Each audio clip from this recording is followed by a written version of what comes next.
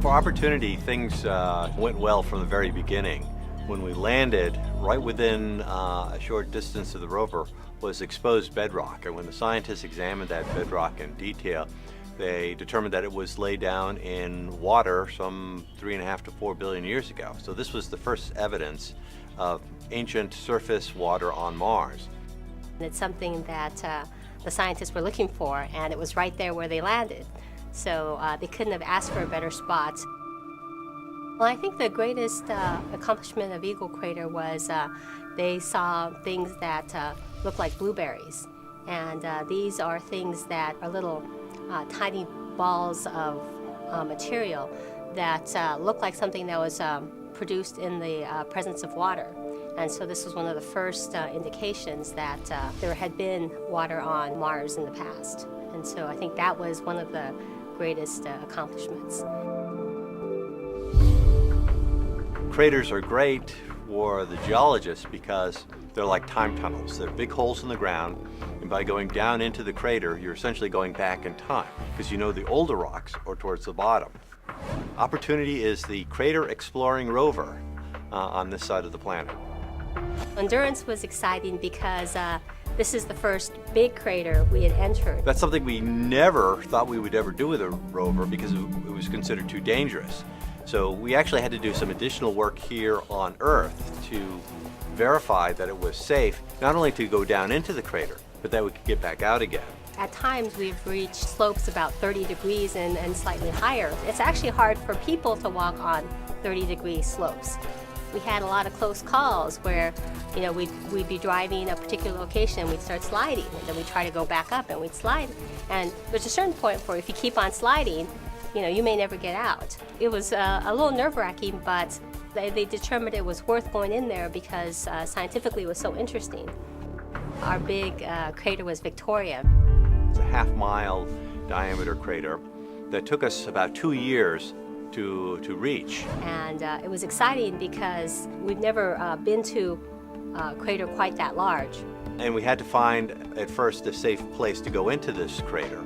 Well, for us, actually, it was a little scary, to be perfectly honest. Imagine going to the edge of the Grand Canyon and looking over, and then here you are, you're commanding a rover to go to the very edge.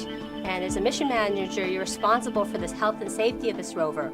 And so the scientists say, go closer, because we want to see what's at the very edge. You have to be very careful about getting as close to the edge as you can, but not falling over.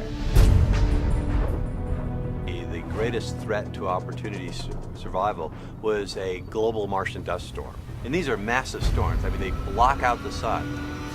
It was quite a surprise because, you know, we hadn't seen anything of that magnitude before. And so it was very stressful at that time, and that was actually right before we started our ingress into Victoria Crater.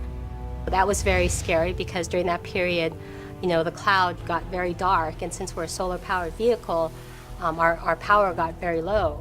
So there was about a 2-week period where it was touch and go every day, and we didn't know whether we'd come in the next day and the rover would still be there. But it rode out the storm, it got through it, the skies cleared, and the rover was fine.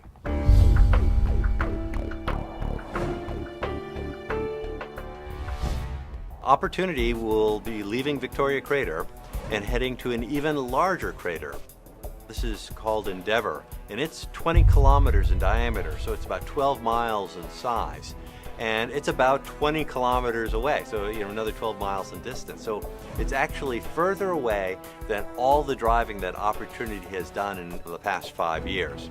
So it's a very distant objective. It's a very ambitious objective. But scientifically, that's the direction to head. Even if we don't reach this new, larger, giant crater, the science that we can do along the way will add to the Martian history books. It'll extend our historical understanding of the geology on Mars. I think the great contribution that these rovers have made is that they have made Mars a familiar place. The images that we take are taken very much with a human perspective because the cameras on the rover are right up about eye level for a person standing on Mars. And so you get the perspective as if you were there yourself, looking over these great vistas. with 5 years of operation for both rovers, and all the images, the over 250,000 images that have been returned, have really made Mars seem like our neighborhood. It's no longer a foreign or alien or distant world. It's now a familiar place that has Earth-like characteristics. We love the rovers as if they're our own children, because it's gone through so much, it's accomplished so much, it's gone through hardships, it's gone through incredible victories. And so, we love the rovers, we care about them, we worry about them, we're excited when it makes new discoveries. They're amazing vehicles.